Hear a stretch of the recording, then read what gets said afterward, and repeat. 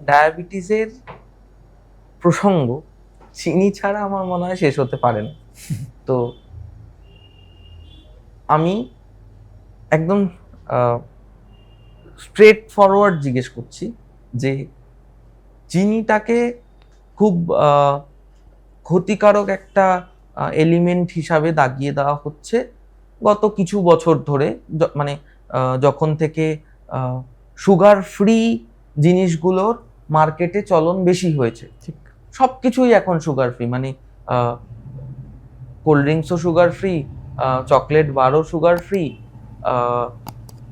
বাকি যে মানে প্যাকেজড ফুডগুলো পাওয়া যায় সেটা সুগার ফ্রি বলে প্রচার করার টেন্ডেন্সি বেড়েছে। কিন্তু তার আগেও মানুষকে এমনও শুনেছি ওই যে বালতিতে করে যখন খাবার খেতে বসে রসগোল্লা দেওয়া হতো, তখন সে বাবা কাকাদের থেকে শোনা কথা, তারা 20টা 30টা রসগোল্লা খেতে পারতেন। ইনফ্যাক্ট এটাও যে মানে আর কি তাদের মিষ্টি না খেয়ে পাত শেষ করার একটা মানে ইয়েই ছিল না যে মিষ্টি খাইনি মানে আমার খাওয়া শেষ হয়নি, মানে মিষ্টিটা খেয়েই আমাকে পাত ছেড়ে উঠতে হবে, এরকম একটা ব্যাপার ছিল। এখন আবার এরকম একটা ব্যাপার এসেছে যে চিনির থেকে ক্ষতিকারক কিছু নেই, তুমি সবার আগে চিনি ছেড়ে দাও। তো এক তো ক্ষতিকারক কি ক্ষতিকারক না আপনি বলবেন, দ্বিতীয়ত আপনি যেটা বললেন যে সুগার ফল করে, আমি যদি এতই ক্ষতিকারক হয় আর আমি যদি চিনিটা সম্পূর্ণ ছেড়ে দিই তাহলে কি আমার সুগার ফল হতে পারে? আর যদি চিনি ছাড়ি বা না ছাড়ি আমার যদি সুগার ফল হয়, ইমিডিয়েট কি চিনি খেলে সেই সুগার লেভেলটা আবার আপ হতে পারে? তিনটি প্রশ্ন। প্রথম বলি সেটা হচ্ছে যদি আপনি এইভাবে প্রশ্নটা করেন যে চিনি খেলে সুগার হয় কিনা, আমি বলবো চিনি খেলেই সুগার হয় কথাটা ঠিক নয়। ওকে। কিন্তু যারা ডায়াবেটিক বা যারা প্রি ডায়াবেটিক তাদের আমরা শুধু চিনি নয়, বলুন গুড় বলুন, বাতাসা বলুন, আখের রস বলুন, নকুলদানা বলুন, মিশ্রি বলুন, এগুলো অ্যাভয়েড করতে বলি। বেসিক্যালি এগুলো কি হয়, সুগার স্পাইক করে বডিতে। সুগার স্পাইক করলে আমাদের দুটো কনসেপ্ট আছে, আমি অত ডিটেলসে ঢুকছি না, গ্লাইসেমিক লোড আর গ্লাইসেমিক ইন্ডেক্স। তো এই সুগার স্পাইক যত করবে তত বেশি ইনসুলিন প্রোডাকশন হবে, সেই ইনসুলিনটা যেহেতু কাজ করতে পারছে না, আরও বেশি একটা লাইপোজেনিক এনভায়রনমেন্ট তৈরি হবে এবং ব্লাড গ্লুকোজ লেভেলটা রাইজ করবে। এবার তাহলে আপনি বলবেন যে তাহলে সুগার খেলেই কি চিনি হবে না কেন, মানে চিনি খেলেই সুগার হবে না কেন? তার কারণটা হচ্ছে ডায়াবেটিস হওয়ার ক্ষেত্রে অজস্র ফ্যাক্টর আছে। তার মধ্যে একটা বড় কন্ট্রিবিউটিং ফ্যাক্টর হচ্ছে জেনেটিক হিস্ট্রি, ফ্যামিলি হিস্ট্রি আছে কিনা। বড় কন্ট্রিবিউটিং ফ্যাক্টর হচ্ছে লাইফস্টাইল, তার কতটা ফিজিক্যাল অ্যাক্টিভিটি ডেইলি বেসিস বা উইকলি বেসিস হচ্ছে, তার বাকি লাইফস্টাইল খাদ্য খাবার কী আছে। তো এইরকম অজস্র ফ্যাক্টরের ওপর ডিপেন্ড করে কিন্তু একটা ডায়াবেটিস ডেভেলপ করে। তো যদি স্টেটমেন্টটা এটা হয় যে চিনি খেলেই ডায়াবেটিস হবে, দ্যাট মিনস আমাদের সোসাইটিতে যত লোক চিনি খাচ্ছে সবার তো ডায়াবেটিস হচ্ছে না। তো ডেফিনেটলি চিনি খেলেই ডায়াবেটিস হবে ব্যাপারটা এরকম নয়। কিন্তু যারা ডায়াবেটিক বা প্রি ডায়াবেটিস তাদের আমরা চিনি খেতে বারণ করি, এটা 1 নম্বর। 2 নম্বর হচ্ছে আপনি যদি অ্যাসোসিয়েশনের কথা বলেন, আমি বলবো আজকের দিনে দাঁড়িয়ে চিনি বা sweetened beverages, Coke, cold drinks, ice creams, chocolates, এইগুলোর অ্যাসোসিয়েশন সুগারের থেকেও অনেক বেশি ফ্যাটি লিভারের সাথে, এবং সেটা কিন্তু ডিরেক্ট অ্যাসোসিয়েশন। মানে নন ডায়াবেটিক পেশেন্ট হয়তো বডি ওয়েট নর্মাল বা একটু ওভারওয়েট, কোনো কারণে আলট্রাসোনোগ্রাফি করে একটা ফ্যাটি লিভার ধরা পড়েছে বা পেটে মাঝে মধ্যে ব্যথা হয়, খেতে খুব একটা সমস্যা হচ্ছে, এরকম অনেক পেশেন্টই আমাদের কাছে আসেন যারা আলট্রাসোনোগ্রাফি হয়তো করেই নিয়ে এসছেন, দেখা যাচ্ছে একটা গ্রেড 1 ফ্যাটি লিভার রয়েছে, বা অনেকে এলএফটি রিপোর্টও করে নিয়ে আসেন, রিপোর্টে গোলমাল হয়েছে। তাদের কিন্তু আমরা সবসময় বলি সুগার অ্যাভয়েড করতে। এই সুগার অ্যাভয়েড করলে কিন্তু অটোমেটিক্যালি যত কার্বোহাইড্রেট লোড বডিতে কমবে, আমরা কিন্তু সুগারকে মেডিকোলিক্যাল অ্যাসপেক্ট থেকে কার্বোহাইড্রেট হিসাবে দেখি, বেসিক্যালি কার্ব হিসাবে দেখি। কার্ব কথার মানে হচ্ছে ক্যালোরি গিভিং ফুড, যে ফুড আমাদের এনার্জি দেয়। তো আমরা যত বেশি এনার্জি ইনটেক করব এবং যত কম এনার্জি খরচা করব, দ্যাট মিনস আমরা সেটাকে সঞ্চয় করছি। কি ফর্মে সঞ্চয় করছি? ফ্যাট হিসাবে সঞ্চয় করছি, এবং সেটা আমরা ultimately we get more harm to our body.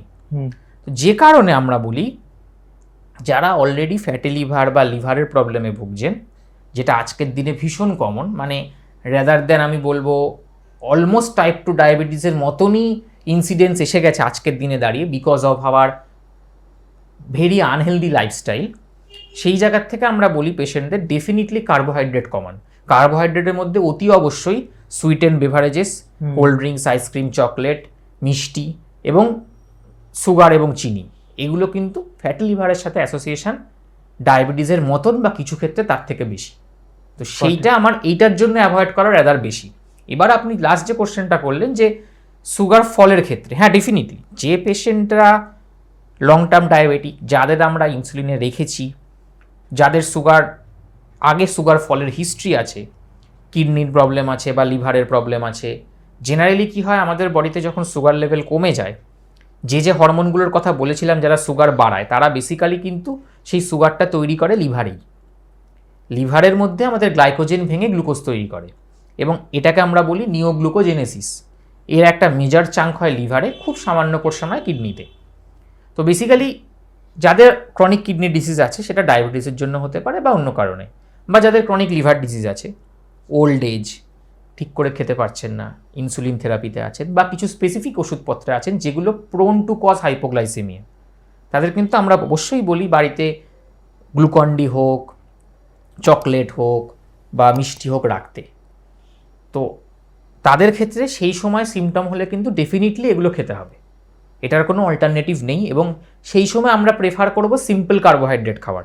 Simple carbohydrate কিন্তু চট করে সুগার লেভেলটা রাইজ করে। মানে সিম্পল আর কমপ্লেক্স কার্বোহাইড্রেটের বেসিক ফারাক হচ্ছে কমপ্লেক্স কার্বোহাইড্রেট বডির কিছু মেকানিজম লাগে সেটাকে ডিসইন্টিগ্রেট করে সিম্পল কার্বোহাইড্রেটে কনভার্ট করতে, তবে সেটা সুগার লেভেলকে বাড়াতে পারে। যখন আমার বডিতে ব্লাড সুগার 30, 40, 20, 50 এই রেঞ্জে নেমে গেছে, উই নিড ফাস্টার অ্যাকশন। যে কারণে we always prefer simple carbohydrate like Glucon-D, like simple sugar মানে চিনি। তো সেই কারণে অবশ্যই তাদেরকে আমরা সেই অ্যাডভাইসটা দিই। Got it. আর যারা নন ডায়াবেটিক তারা যদি সম্পূর্ণ চিনি ছেড়ে দেন তাহলে কি তাদের সুগার ফল করতে পারে?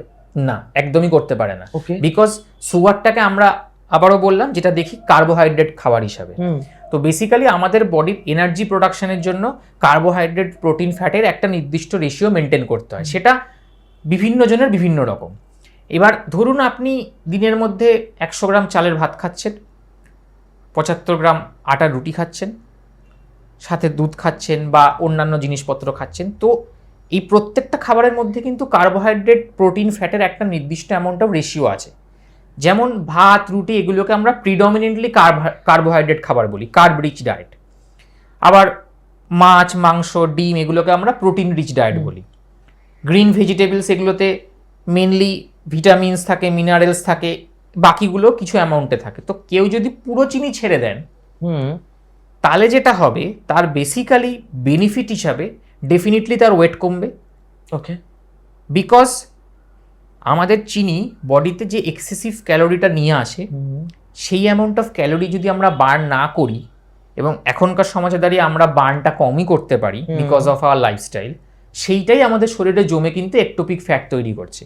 তো অটোমেটিক্যালি যদি আমরা ক্যালোরি ডেফিসিট করি, যে ধরনের এখন প্রচুর ডায়েট আমরা আছে যেগুলো আমরা পেশেন্টদের বলি, অ্যাডভাইস করি, যেমন low calorie diet, very low calorie diet, high fat diet, keto diet, এরকম অজস্র ডায়েট আছে, আমি সেগুলোর ডিটেলসে যাচ্ছি না। কিন্তু প্রত্যেকটা ডায়েটের বেসিক ফান্ডা হচ্ছে কার্ব রেস্ট্রিক্ট করা। তো সেই কার্ব রেস্ট্রিকশনের পার্ট হিসাবেই কিন্তু ওয়েট লসটা হয়। জেনারেলি মোটামুটি দেখা গেছে কেউ যদি সম্পূর্ণ চিনি ছেড়ে দেয়, নন ডায়াবেটিক, তার সুগার ফল হওয়ার কোনো সম্ভাবনা নেই, উল্টে তার অল্প কিছু পরিমাণ হলেও কিন্তু ফ্যাট লস হবে এবং সেটা আপনার ওয়েট লসে বেনিফিট হবে, প্রোভাইডেড আপনি যদি লং টার্মে করতে পারেন। Got it.